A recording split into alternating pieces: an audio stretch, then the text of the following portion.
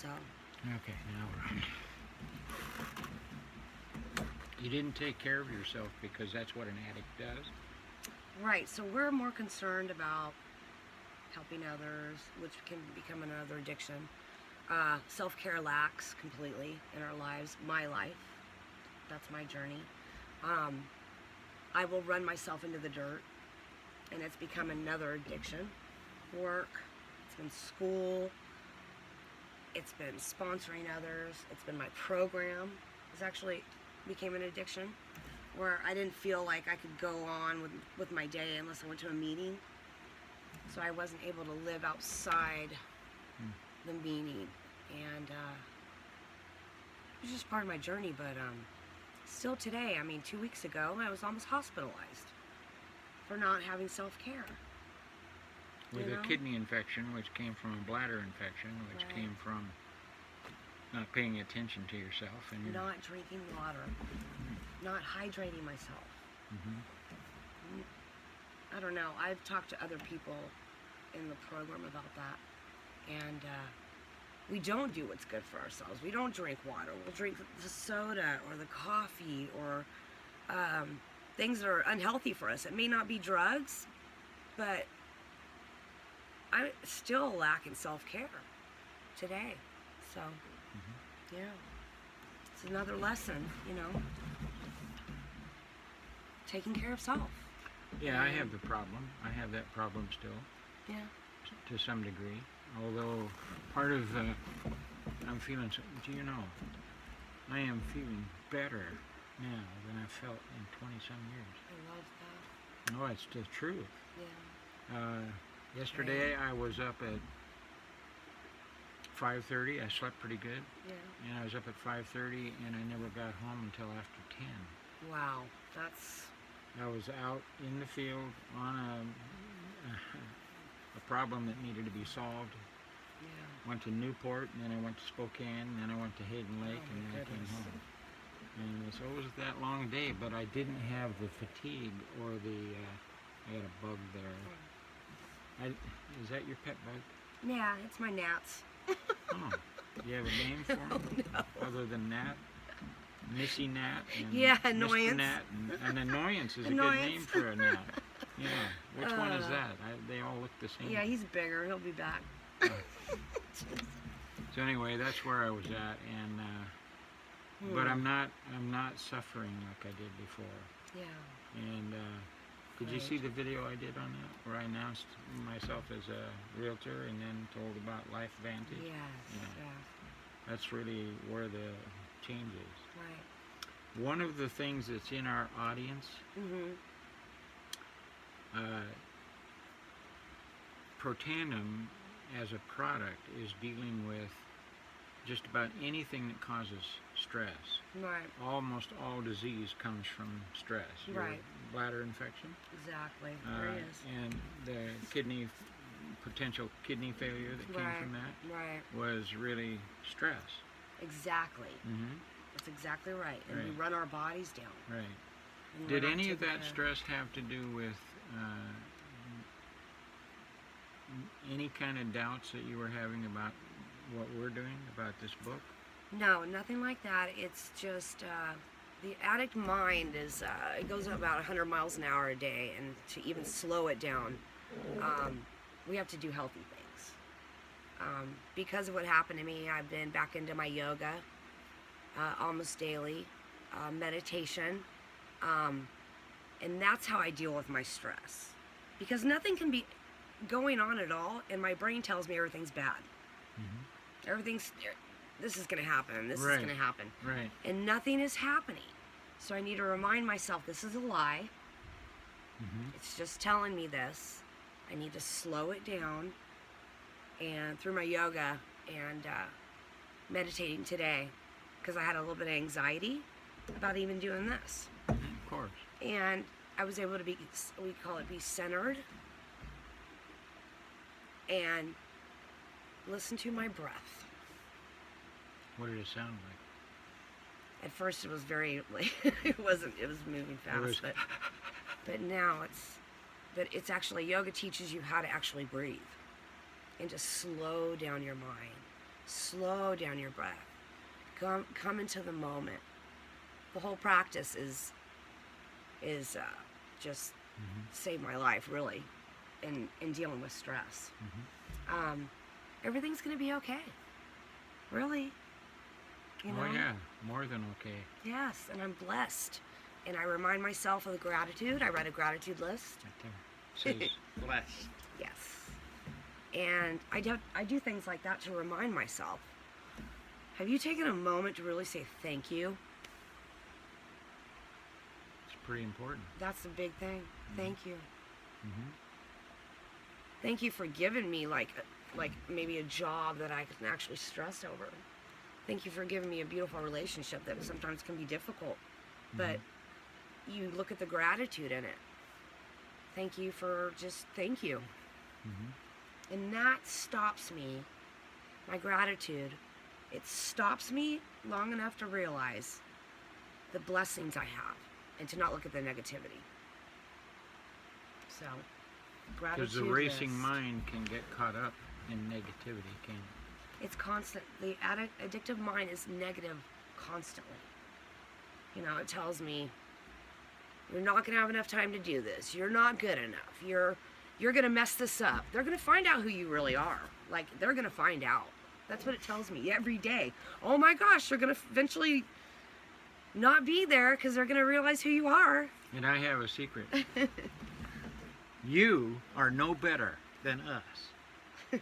Period. You're not. We're all like this. We are all like this. We all suffer from this negative, turning, spinning wheel that gives us filled up with self-doubt, that makes us not feel good about ourselves, that makes us wonder if we'll ever succeed, or if we'll ever do this or ever do that, because are we worth it? But we all feel that way, believe me. And so that's what this book is, the first step of for her. It's also a first step for me in a way. I'm coming back into publishing because of this lady. Tell us the title of your book. The struggle became my strength. The struggle became my strength.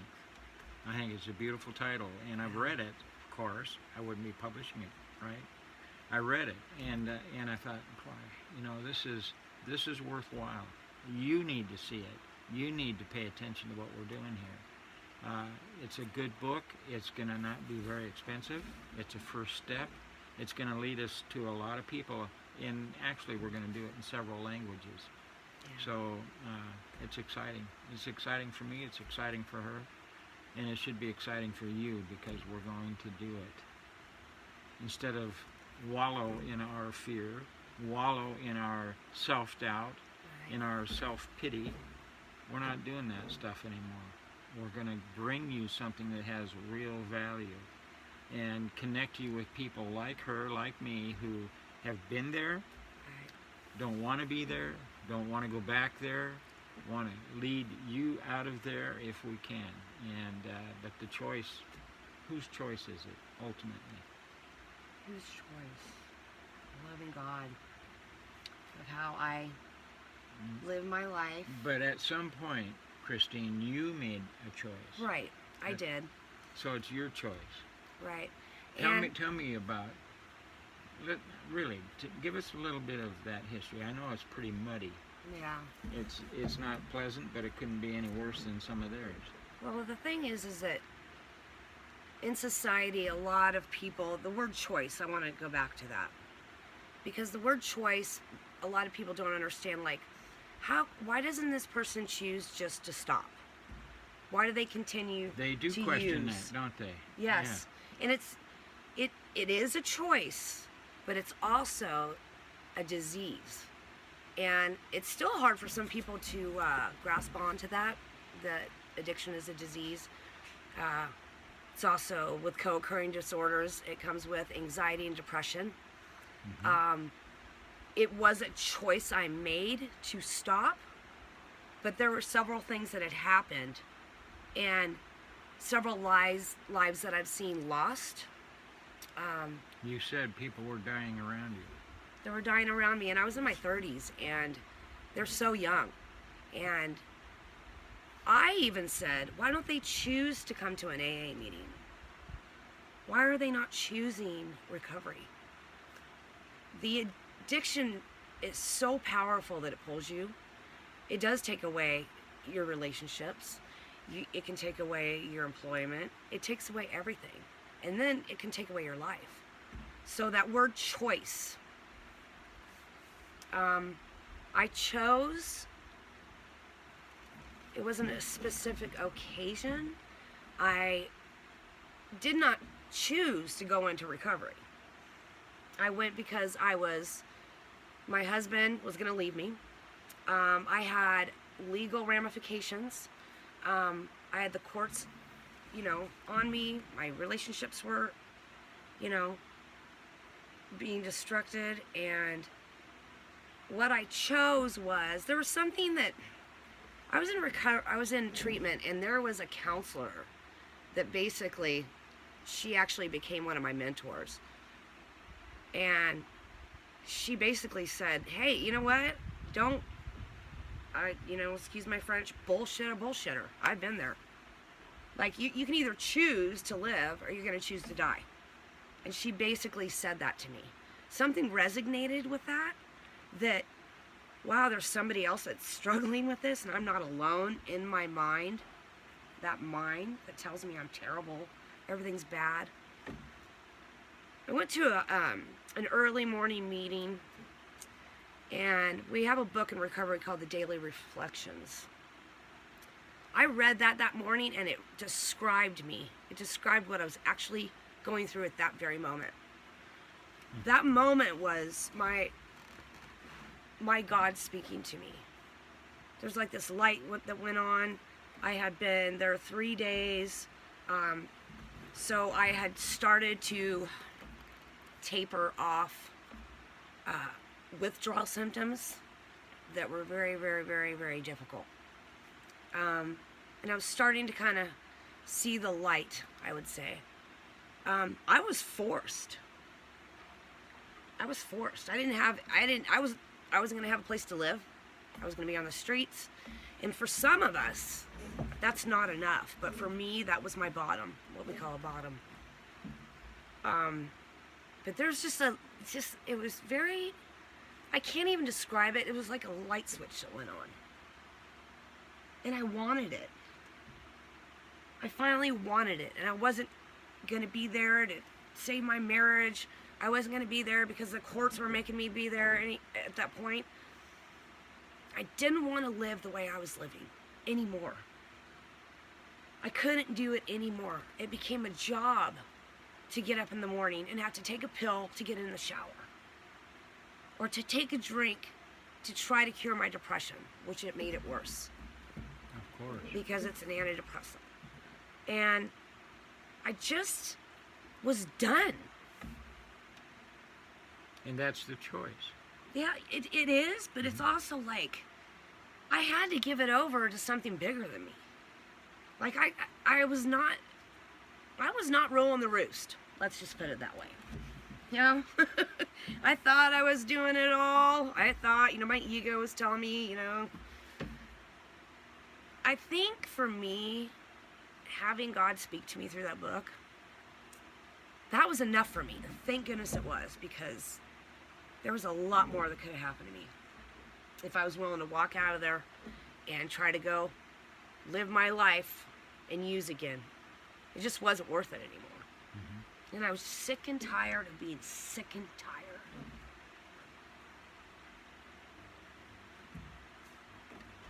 That's great. And it's we say that in recovery. I'm sick of living like this. I'm sick and tired of just sick and tired. It's just, you come to a point where it's just enough and I'm done. And thank God for me, I was done. I didn't walk out of treatment cured. My work had just begun. My relationship with my God had just begun. But I just said to him, I said, you got to take this. Got to take it. I can't do it anymore. Mm-hmm. That's great. And that was the that was the change. I struggled when I got out because I wasn't miraculously, just because I took all the drugs out of my system and I wasn't drinking, that my life got better. It didn't. It didn't miraculously get better. I forced myself to go to AA meetings. I sat there in the back, just upset and not willing at first. But I heard a man tell my story one night, beginning to end. Your story. My story. His story was just like yours. His story was my story. And how does that happen? Like a gentleman, like a man, you know what I mean? It wasn't just that, it was, we were so different, and there would be nothing that would ever have brought us together but that meeting. And his life was exactly like mine. The struggles he went through, everything that was being taken from him, his life was just, you didn't have a life anymore. And when he said, I had to take a pill to get in the shower to go to work. That was it. Like, how does that happen? How does this gentleman tell my story? How is this happening? And to me, that's God. That's God. I agree. And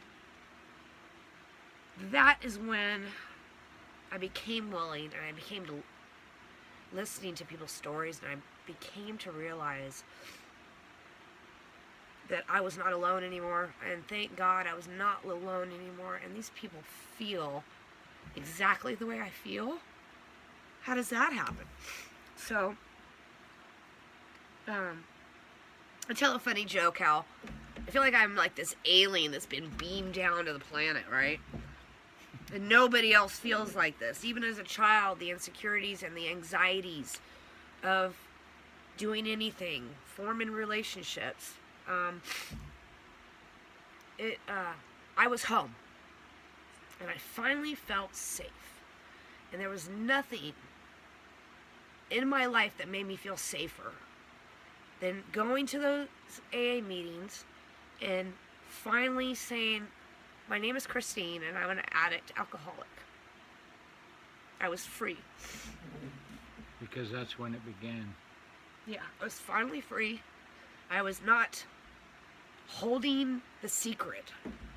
Mm-hmm. I'm living in society, and I'm in nursing scrubs, and I'm, going to, my job, my great job, and my brand new car, and living in a beautiful home in suburbia, and I'm got pills in my scrub pockets.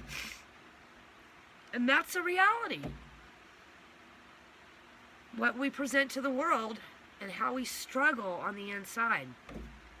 So when I was able to go to a meeting and I was able to tell the secret, to finally tell people, like, this is what's happening and this is what I'm doing. And them wrapping their arms around me and saying, you know what, it's okay. You're home. It's okay. So, for me, I finally had freedom. I still struggled. I still can have struggles today.